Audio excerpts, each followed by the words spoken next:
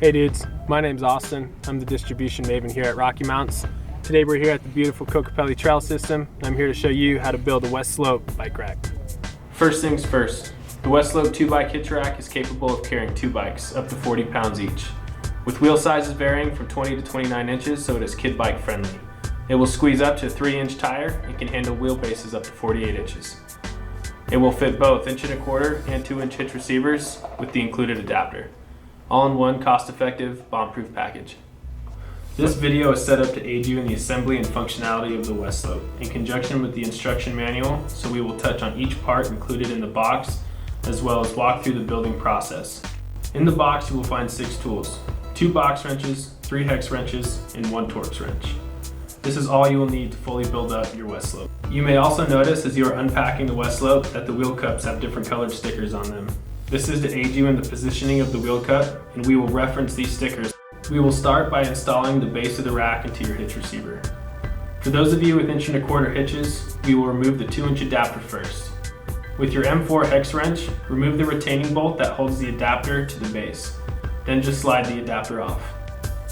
Now insert the base into your hitch receiver, followed by the hitch bolt, along with a lock washer and a flat washer. The hitch bolt must go in from right to left, or from the passenger side of the vehicle.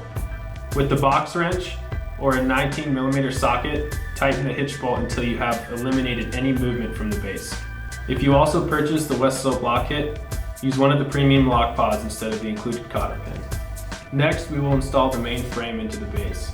Using the pivot bolt along with 2 flat washers and a 1/2" nut, align the frame with the base and push the pivot bolt through the main pivot. With both box wrenches, tighten the pivot bolt until the frame is secured to the base. You do not want the pivot bolt to be as tight as possible. Instead, you need it to move freely and securely. You can check this by pulling the release handle and rotating the main frame to see if there is adequate friction. Installing the inner wheel cups is easy. Grab the red and yellow cup. The red goes into the driver's side of the frame, and the yellow goes into the passenger side.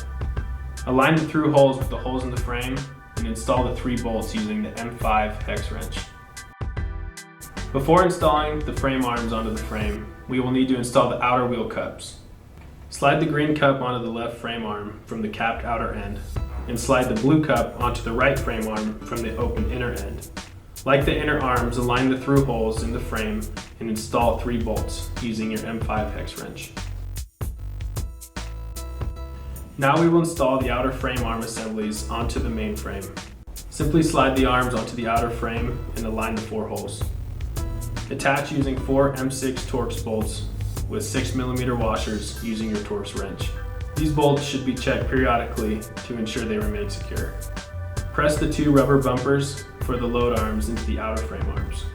The load arm should be aligned so that the serrated edge is facing the outer or rear of the rack. Align the pivot end with the tabs on the frame arms and install each arm with an M8 bolt, 2 M8 flat washers, and an M8 nylock nut using both box wrenches. As with the main pivot bolt, the load arm should be tight enough to create a tight but free-moving pivot. These will need to be checked and tightened as they bed in. Slide the wheel hooks onto the load arms with the hook toward the wheel cups. Follow up with the wheel hook limit screw, installing with your M3 wrench. Last, you will need to install the rear wheel straps onto both the inner and outer wheel cups. When not in use, the load arms can be stowed securely by sliding the hook toward the rear wheel cup and letting the hook nest into the overhanging on the cup.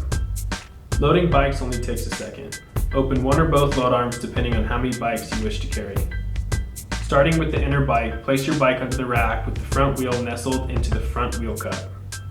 To eliminate handlebar interference, place the smaller of the 2 bikes in the inner position. While holding the bike, pivot the load arm up and over the front wheel and slide the hook down onto the front wheel. Ensure the hook is in contact with the fork to secure the fit.